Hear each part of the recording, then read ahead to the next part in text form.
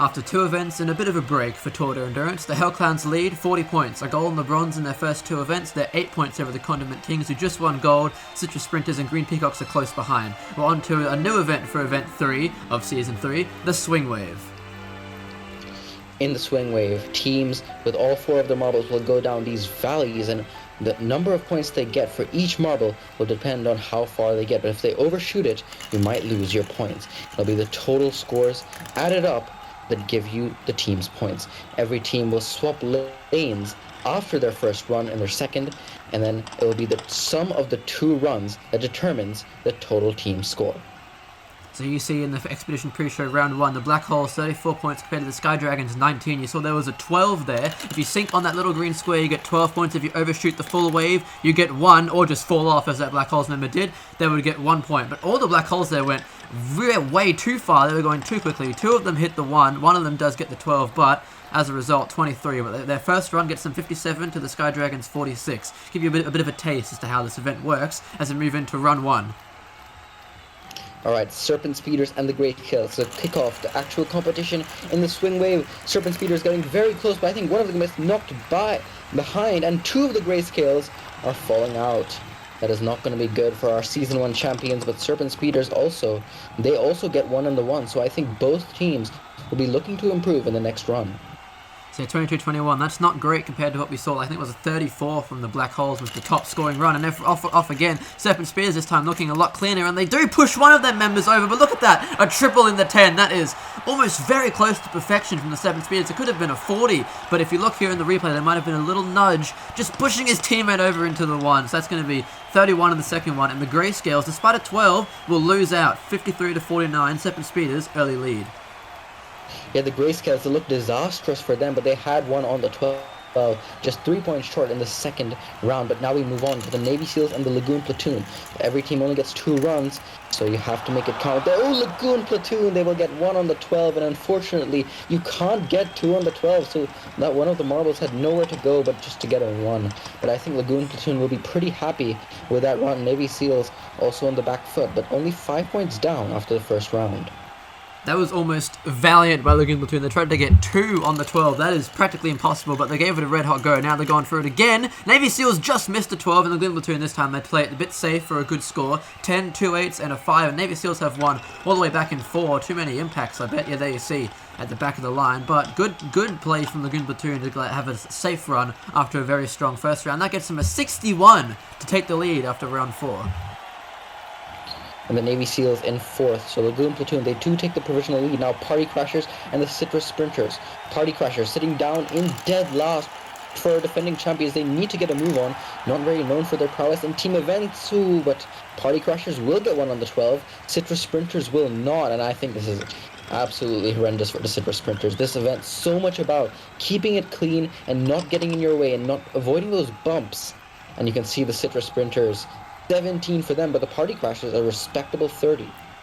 So now Party Crashers, I think, was 61 for Lagoon Platoon. Party Crashers need 32 or more to surpass them. Citrus Sprinters pretty much done here. They get 2 back in the 5. They missed the 1 again, but look at the Party Crashers. A 12, 10, and a 9. That is shocking for a team event. The Party Crashers putting it together. They get a 5, 9, 10, and 12. That is bound to take first place after 6 runs. That's a fantastic score, in fact. Well done. 66 for the Party Crashers. Yeah, I don't think they had a single run among the 2 that was amazing, but they had pretty good runs for both, and that Party Crashers sealing the deal in the second run there. Not known for their team event prowess, but this is when they needed to make their mark stick. And the Blue Brigade, look at them. They have 1 on the 12 and 2 on the 10. The Blue Brigade, could they potentially make a challenge for the lead? Oh, they tried to do what the Lagoon Platoon did. They went for the 2 12s and failed, and that's going to be a 33-31 Blue Brigade. That one really did drag it down, but still, 33 is a great opening score. We swap lanes, see how it goes for a second time.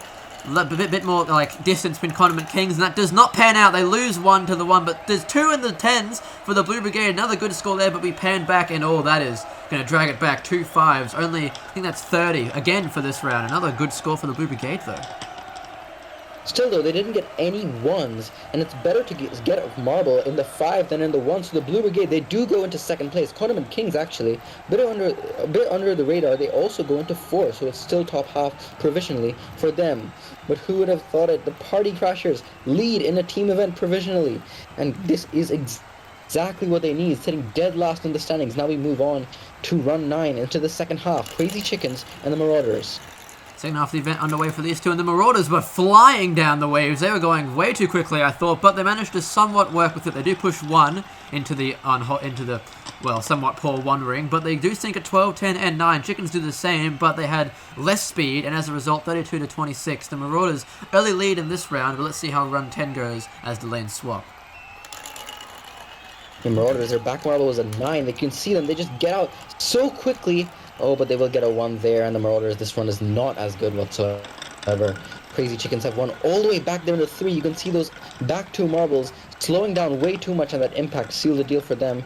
But they do get 1 all the way in the 10, so that will make their total a bit better, but it's still only 6th for them and 5th for the Marauders. Actually tied on points for both of them. Marauders went out on the tiebreaker. Now Neptune Nomads and the Hell Clowns.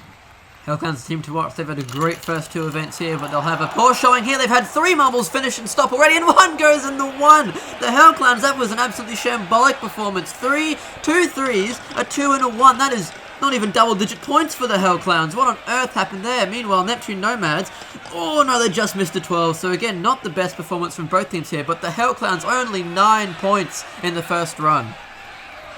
That is quite frankly embarrassing for the Hellclowns, and unfortunately for them, because it's the sum of 2 runs. It's almost impossible for them to recover from this. Hellclowns, they will get a nice 12 there, and 2 marbles also pretty far down the course, but the damage is done. Meanwhile, Neptune Nomads, they have 2 in the 9 and 1 in the 10. So the Neptune Nomads are looking very good right now. If that 1 stayed on the 12, they would be probably challenging for the lead. Oh, but it's only going to be 8th. That first run also dragged them down, and the Hellclowns almost in dead last.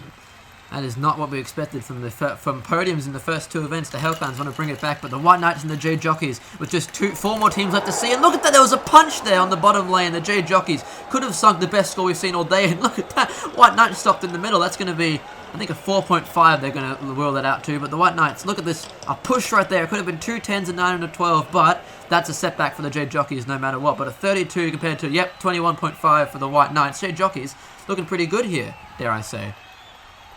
The White Knights cleaned up, up. Jade Jockeys looking good. Jade Jockeys keeping a close formation. Actually, both of them falls apart for the White Knights. What happened there at the end? Lack of control, leading 2 of them out to the 1. White Knights, it was looking so promising for them. Jade Jockeys, they also get 1 in the 1, so it's not terribly good for either of them, but Jade Jockeys do get the edge in round 2, and they go up into 5th place. Alright, just 2 runs to go. Or 2 teams to go. Green Peacocks and Team Mayhem in 2 separate runs. Team Mayhem have less speed than the Peacocks, who just missed the 12 there. They bounce out last second, and 2 8s and a 9. So, Peacocks, of course, hot off the heels of the silver. They'll want to do just as good in this one, but that's not the best possible start. Team Mayhem also miss, and it's 26 to Green Peacocks, 24 to Team Mayhem. Just 1 more run to go. What can these 2 teams do to challenge for a podium? Party Crashers have already locked in a podium spot, but what can these 2 do in the final run of the day? Looking good for both teams. Green Peacocks sink 1 on the 12. They have a 10 and 2 8s, and that is going to potentially be the best single run of the day with a challenge for a podium. Team Mayhem also looking pretty good. Green Peacocks get into 2nd place, and that will be great for them, though it's not enough to beat the Party Crashers.